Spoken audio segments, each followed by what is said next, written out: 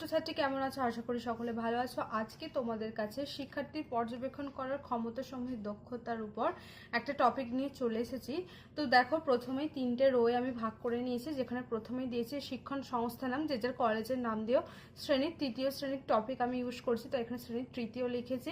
শিক্ষার্থীর সংখ্যা 10 জন, সময় 6 মিনিট। শিক্ষার্থী শিক্ষিকার নাম, যে যার নাম দিও এখানে ক্রমিক সংখ্যা এবং তারিখ। এরপর দেখো আচরণাঙ্গ সমূহ, অর্থাৎ শিক্ষার্থীর পর্যবেক্ষণ করার ক্ষমতা বিকাশের দক্ষতা যে সমস্ত আচরণাঙ্গ সমূহ রয়েছে সেগুলো দিয়েছি।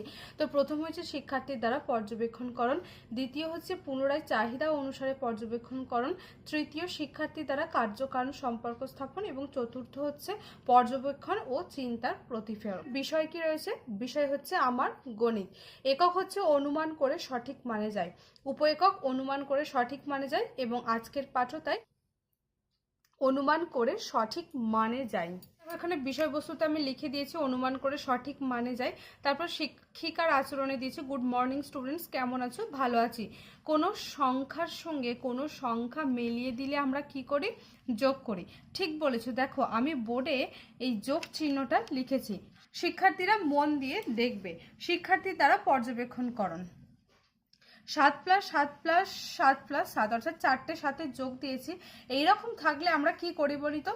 4টে 7-এর যোগ করি। আবার এইভাবেও করা যায়, 4 7 × 4 = 28। শিক্ষার্থী দ্বারা কার্যকারণ সম্পর্ক স্থাপন। বোর্ড দেখে বলো তো এখানে আমি কিসের চিহ্ন এঁকেছি? গুণ চিহ্ন ম্যাডাম। পুনরায় চাহিদা অনুসারে পর্যবেক্ষণকরণ। গুণ করার সময় আমরা যে সংখ্যার গুণ করি তাকে কি বলা হয় বলো তো? গুণ্য বলে। মনে করো আমি এখানে লিখলাম 35 × 7, তাহলে এখানে এই দুটো সংখ্যার কোনটাকে কি বলবো? এখানে 35 হলো গুণ্য আর 7 হলো গুণক। শিক্ষার্থীর দ্বারা কার্যকারণ সম্পর্ক স্থাপন। এরপর রয়েছে এই দুটো সংখ্যা গুণ করে কত হবে? বোর্ড দেখে বলো তো সকলে। ওখানে গুণটা করে দেখানো হয়েছে শিক্ষার্থীর দ্বারা পর্যবেক্ষণকরণ।